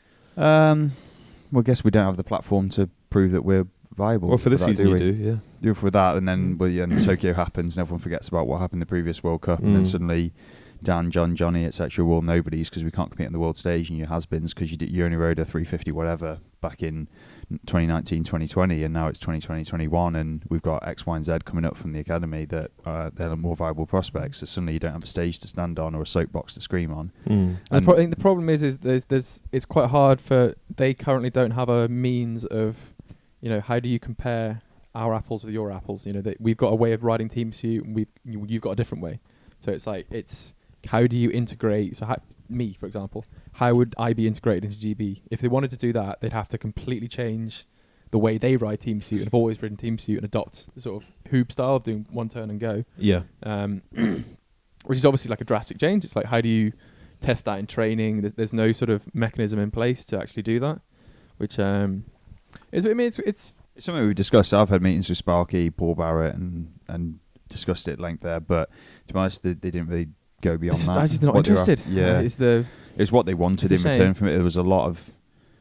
They wanted a lot of what we had. Yeah. I guess would be a way of describing it from an intellectual property perspective, in return for the possibility of a trial if they said we were viable prospects from all the data that we'd have to hand over. And for me, that's my job, that's my career. I'm, as an engineer and aerodynamicist, what I know is what I sell on to people, and to effectively pass that over for free is asking a lot. A bit wrong, but it's even, there's no sort of like a lot of other nations, we'll take the team beat in the Netherlands. Obviously they've got, they've been 1 and 2 in team sprint World Cups, in Canada as well, and they obviously have a solid trial based system where the man ones do 2 laps or whatever, and man 2 and 3s do something else. They actually have, if you want to race at Worlds, this is the day you compete in the fastest go. But there's no such thing for team suit in Britain. Yeah, it's pretty they weren't simple. entertaining that even. A spring is easier to select in teams room because it's black and white. You do the fastest lap you can do. Like one has to do the fastest lap. 2 fastest lap and then 3. But Team Pursuit is more like riding as a it's team, like isn't it? But then it's It's mechanisms to qualify are there for other nations, but there's nothing for us. But yeah, it's But quite I interesting. don't see That's how the why Dutch we approach can't, it. just be like, all right, cool. So every 2 weeks, Huub are going to come and share the session with us. They're not going to do anything with us, but they're going to be there, and it allows the coaches to view us in training. Like, why can't that sort of system take place? And it's an ask for us to head up 2 hours each way for that, but we would do disruptive, it for but the we do opportunity to show our faces. Yeah, why wouldn't you? But I mean, from a performance perspective, you look at it like the fastest kilos, the fastest pursuits.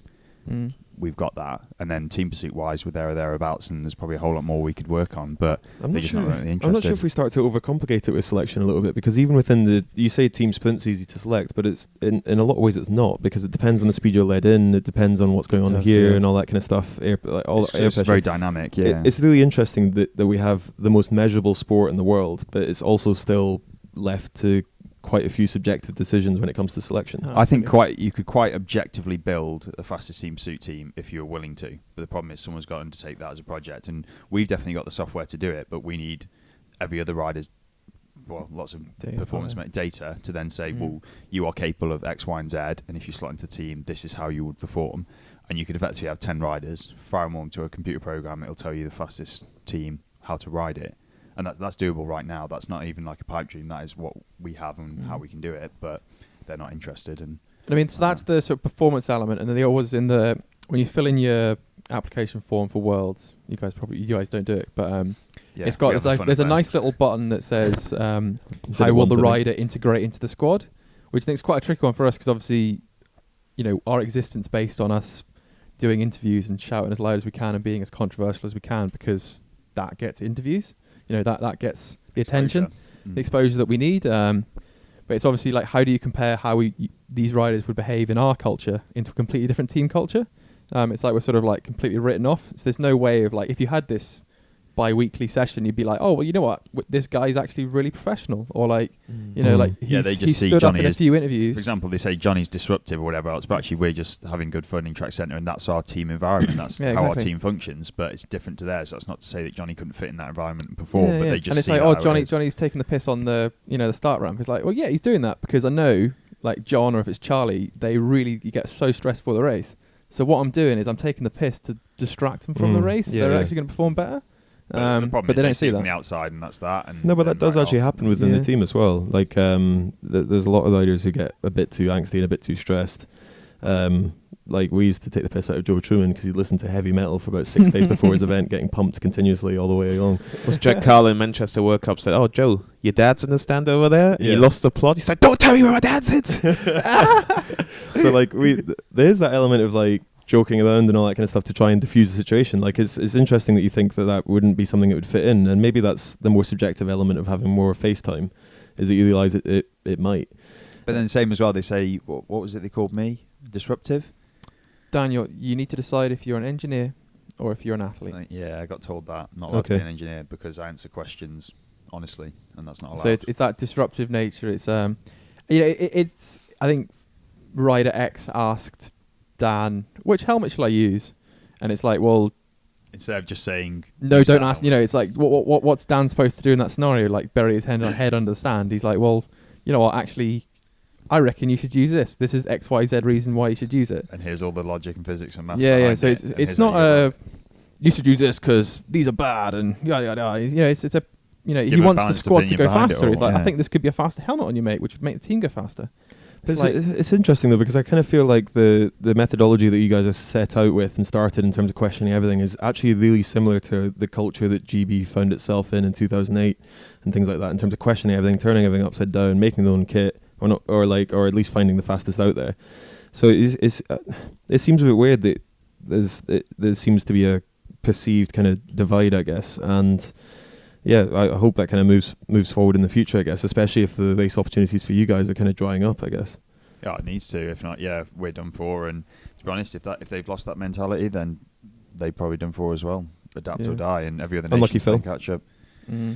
Yeah, well, the maths. Well, I mean, it's end of the day, it's upsetting. We talk like one of the reasons that I'm still here, not to bring it down, is because the team existed and they brought me out of a really unhappy time. Suddenly, the team's going to go in 15 months. It's like, well, I'm going to have to A, try and get on GB, or B, find something else that's going to keep him engaged. Keep me engaged. I think the UCI just needs to overturn the decision, to be honest. I think I can't see it happening. As far as I've heard, there's going to be even more drastic changes coming from September. Really? Some quite scary stuff. Team suit. Team suit going Team suit post-Tokyo. going, apparently.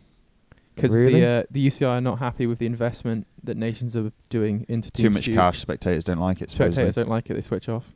And Madison is going to be. But is it just a rumor, or is it come from substantiated? Can't say where, but yeah.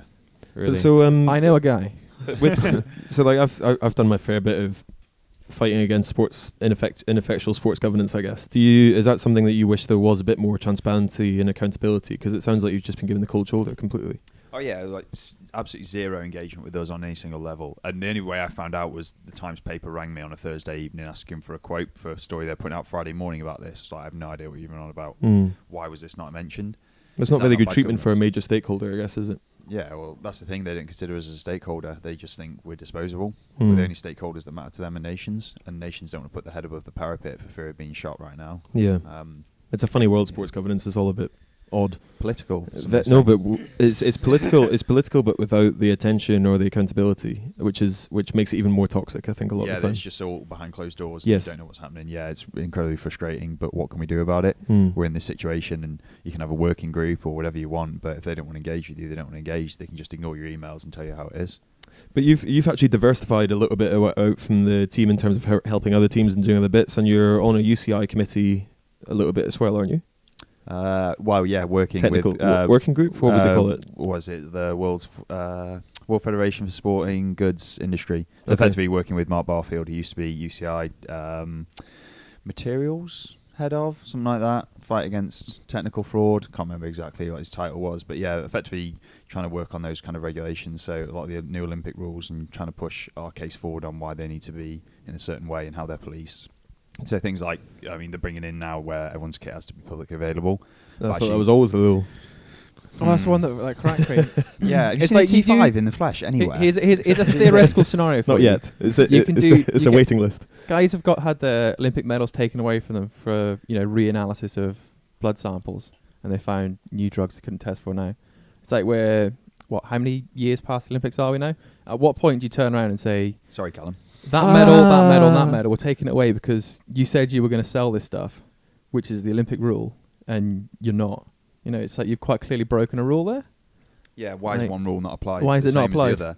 So obviously you can't dope, and people find out that you've doped 4, 5, 10 years 6, whatever later, it and it's might like, be. oh, hang on, he doped. Get him out. Get him Ban gone. him. But yeah, it's the degree of the infringement, I guess, isn't it? And they probably don't measure that as being enough to. Well, it goes back that in a to sanction. ban him. You talk doping, it's all grey area. It's not. It's black and white. The rule is Everything. you have to be able to sell it, and that hasn't been pushed through. Enforced. Yeah, so I mean that's one of them, and obviously, yeah, we've kind of fighting the case on that to make sure that everyone's on a level playing field going forward. I mean, it's never level, and how the UCI are going to enforce it, I don't know because it's So Dan's going to be in the track centre at the Olympics with a pair of binoculars calling everyone out. and a big list of paper. And he's Illegal. going to be like, ban him, ban him, ban him. Yeah, 5-year ban, lifetime ban, Yeah. illegal chain. He's going to be having the time of his life. Dan Bingham's Instagram stories. I've Zooming wanted in to on do like this the, forever. I always want to go to like national champs and call out World Tour riders for using non-approved kit because they're there and their team managements aren't there, so they're like rolling out kit they definitely shouldn't be using. It's like, no, not allowed that. No. Yeah. Anyway, but yeah, on that front, I have been working a bit with World Tour teams. Canyon SRAM, that kicked off. Yeah, there's a really good result with them. Yeah, they the won World TTs. World Dan TT Bingham is the only man to have won the women's team time trial Yeah, I championship. stood Oh on yeah, the you're on the podium. podium.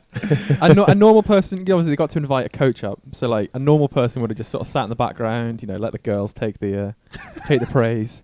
Dan Bingham, the man he is, centre, trophy aloft, push the girls out the way. Apparently, there was a few injuries. Must be tackled. I heard. Yeah. Yeah, the amount of messages you got about that, people think I took it a bit too seriously. I love that. How many times you get to stand on a World Championship podium? Very Well, good. hopefully Yeah, a yeah. bit more, but Well, I never have. That's another one. You never have either, have you? I have, yeah. Came Well- second in a team sprint. well well he's done. not winning it Yeah. though. He's the only world champion. I've Yeah. won a female team title, supposedly. But yeah, since then, been doing some work with Jumbo Visma as well. More on simulation modelling, bit of aerodynamic positioning stuff, and that's gone pretty well. Roglic had a great start to the Giro. Possibly not the best finish to that, but he was. He was well prepared. He was well prepared, yeah, definitely. And then Wout van Aert, he's had some outrageous time trials since then. Won the national champs. Tony Martin as well. Not touched Tony Martin much yet. Oh, right. I've had a little chitty chat. Is that? Are you finding them quite deceptive? Massively so. Yeah, they're because really good. because I always think that, like, you know, track cycling can be fairly traditional, but road cycling is a whole new level of traditional and unwritten rules and all that kind of stuff. Some mechanics. I want to pull my hair out. Find a good mechanic. He'll do what you say, even if he completely thinks you're off your head. Just pay him all the money you can, and we've got that. We've got a great mechanic in Mark Akers, and he's like scratching his head, like Johnny's going then. Johnny's stroking Mark, him. I want my wheel completely stripped. I know we're racing in 5 minutes. I'm really sorry, Mark. But he's like, I just think stroking one of the bearings, one of the balls in one of the bearings might be a bit. But yeah, mechanics are just like that in the sport because it's always been done this way. I mean, Harry's told us some horror stories inside Katusha. Like for a time trial, they'll strip a brand new chain of all the lubricant. And they think that's quicker. Okay. Or they'll run their tubs at like 10 bar, and it's like you're off your head. I mean, while you're in running tubs, that's another thing. It's just quite dated back, you know. Stuck in the 80s. The old like marginal gains is, or is it the small yet significant the best one? So Harry was at a time trial, KLM Tour recently, a few weeks ago, and he rocked out his aero skewers, went to put them on his time trial bike, and the Italian mechanic turns around like, "Oh, they're nice. How many grams do they save?" Like, it's a flat time trial. Yeah. Aero skewers. Yeah. So I guess like we're going to talk about the comments that came from Nationals as well, where some of the Pro Tour riders got a little bit upset with everyone wearing aero socks and only one number, which I believe is another controversy we're going to talk Guilty as about. charged, Dan Bingham. Dan Bingham only wearing one number. Apparently he's received a 4-year ban. Take his medals off him. Anyway, who said that? As a cycling fan, because the passion that you guys have for the sport is immense, obviously. It's a big discussion in cycling as to whether the whole influence of marginal gains, aerodynamics, is killing the sport or improving it. I can probably preempt where your answer is going to be, but do you think there's a balance, or do you think it's as clear cut as it is improving it? What are you in the sport for? Are you in the sport because you're like this retro guy who loves cycling, going to the CAF, wearing a cap with loads of luft or whatever it is? I don't know. People like style. Are you a cyclist for style? Or are you a cyclist because you enjoy going out exploring and riding climbs fast, or going to do something that some of the professional cyclists done, you think that's amazing? Or are you a cyclist because you just want to ride bikes really quickly and win races? I mean, people are in it for different reasons, and we're here because we want to ride fast with a load of mates and win cool stuff, and I want to go into a road race and try and win. And there were a lot of things said in the previous podcast that I was just like, my favourite statement was I'm all about marginal gains, but there's a place where you draw a line. Something like that. Yes. Like I'm all for aero gains, but okay. So let's talk about some of the comments made last time. So aero socks in the bunch, do they make a difference? Yes or no? Massively.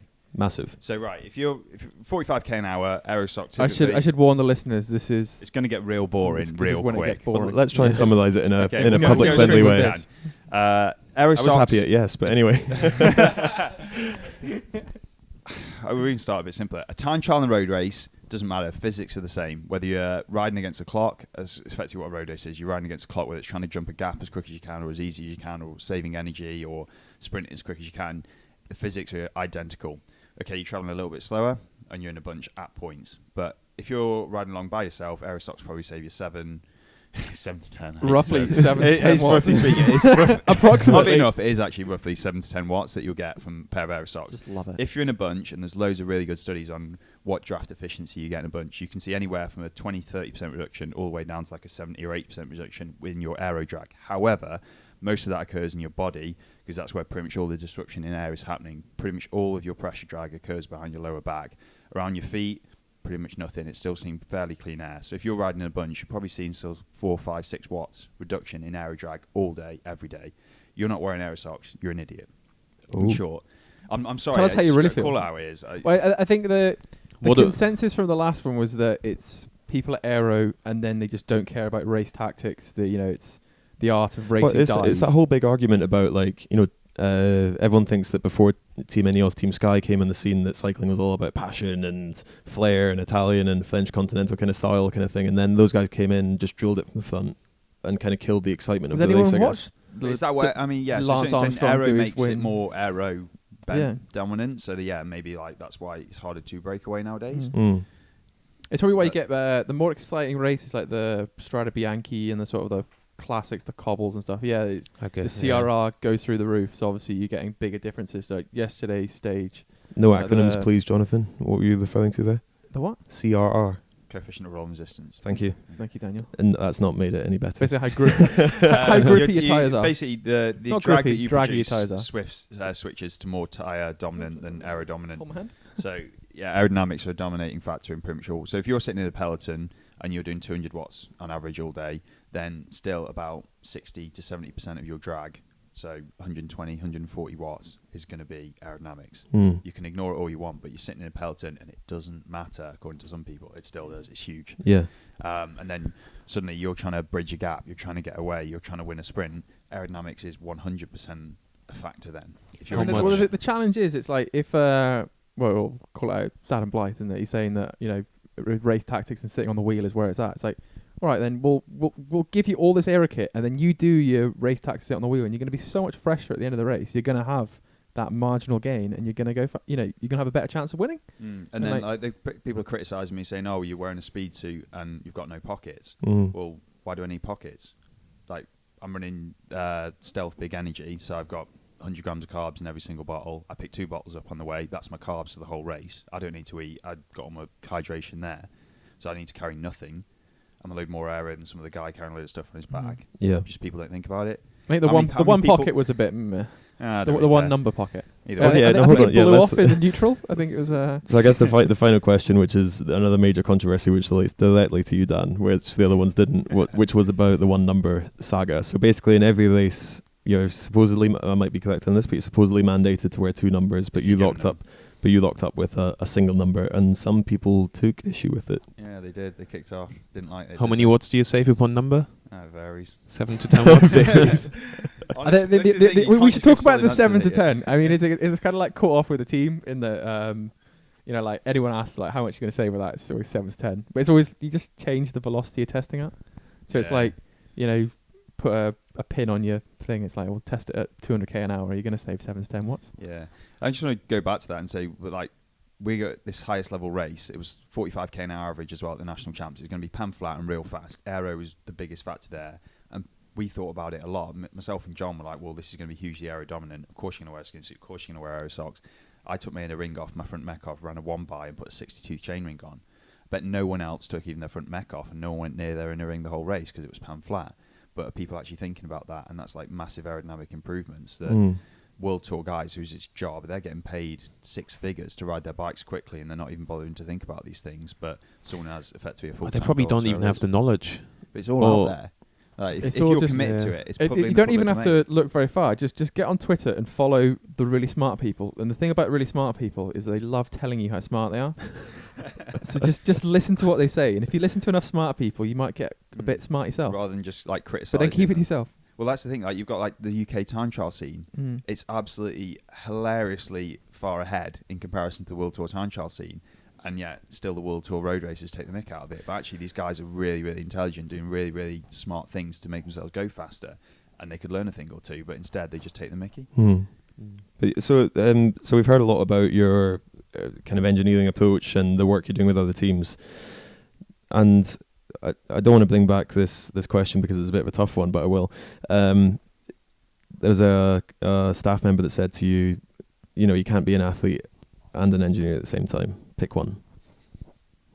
Pick one. Yeah. I'm a cyclist because I'm an engineer. Yeah. And I'm probably an engineer because I enjoy the cycling. They go hand in hand. And at the end of the day, the reason I'm in cycling is I enjoy that nerdy side of stuff. Like, as Johnny described it, I suck the fun out of cycling one spreadsheet at a time. I mean, you would have enjoyed the last 20 minutes, but it's like, imagine living with that for 3 years. Those sunny rides that you... So if you get offered a pro contract now, would you give up your aero consultancy? Sounds like I probably have more time, so now I'd probably ramp it up a bit more on the side. If anything, I think if I was getting a Pro Tour deal, then I'd arguably want to get involved more in the Pro Tour team, kind of like I do here, that have that role within the team. Okay, yeah, you're a rider, and I think they try and separate out that a rider should just ride their bike. Well, I would wholly disagree. A rider should be empowered on every single aspect of their performance, that you should know everything about the aero, the engineering, your physiology, your nutrition, your sleep, everything. You should know the science behind it so you can apply it because you know what benefit is, rather than someone saying do this It should be, we're going to teach you why you should do this, and then you'll know to do it yourself. Exact same reason. I think every single athlete should be sitting in a classroom and being taught on these things. They're not, but I'd say that's probably one of the reasons that we're accelerating our growth so quickly, is because Johnny can sit and hold his own about aerodynamics. John can tell you about drivetrain efficiency. Probably not to like a massively high level, but enough that they understand what's occurring and why. Well, maybe that's a future angle as well. As much as sponsorship has turned from someone giving you money and you putting a label on your jersey, maybe with athletes it's going to come a little bit more as a partnership too going forward, I guess. Yeah, I think that's definitely happening. You've got people like Silka who get involved with many different World Tour teams, and Josh Portner there is going out and educating athletes on what they need to do and why they need to do it. And that's the biggest thing. If you know why, then you'll buy into the process. But yeah, with World Tour teams, I don't think you could ever separate those two things out.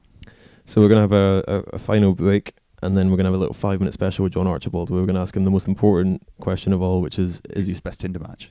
Or is he even still on Tinder? Or how's Tinder going? And here's John Archibald. Hello, guys. Hello. Terrible accent. He's gone to bed, apparently. He has gone to bed. He's a very studious chap, so I'm sure that was worth it. But maybe next time we'll get him on. Yeah. Quick thanks to both of you guys for coming on. If you want to do some shout outs to Via Coco again, I think I can sit through 20 seconds of it. Or you can just tell us your Twitter and Instagram. Yeah, follow us on what we At Vita Coco. It's at Huub Wattbike and everywhere. I think we're Huub Wattbike. And you'll see us. Yeah, Dan Biggles 22 everywhere. No longer Raptor Biggles, Dan Biggles. Dan Biggles is a good one to follow. That's way more mature, that is. Yeah. If you like controversy, then that's a good account to follow. Yeah. I must say. I think a lot of us, to be fair, I think we had good content. The stories, especially. I think it's all quite amusing. Yeah, if you want amusing content, you'll learn a lot about how to use a Dremel. The use of Dremel. Dremel, yeah, as Phil said. We're actually sponsored by Black & Decker. Oh, yeah. For next year. Yeah, so thanks very much for coming on. And if you haven't signed up to Beat's petition to change the UCI rules, then also do that as well. And we'll be back next week. Yeah, thanks a lot for coming on. Cheers, guys. Who have you got next? Blythe back or Blythe? I mean, we have to. Oh, this it's is kind of unfair that we we sort of given the rebuttal and then he's. Can we just have one-on-one? We have a. We could. I would love to try and set up a 1-on-1 actually. I really want to know his Lapartier in as well. Where are they? Lapartier, Blythe. Who else do you want? A representative from British Cycling. Yeah, right, okay. British Cycling representative, please. We'll bring Mehdi back because he's always fun that around. And Mehdi, okay. Yeah. So just bring them all into one big room. That'll all right. Yeah, that'll be fun. Anyway, okay, thank you.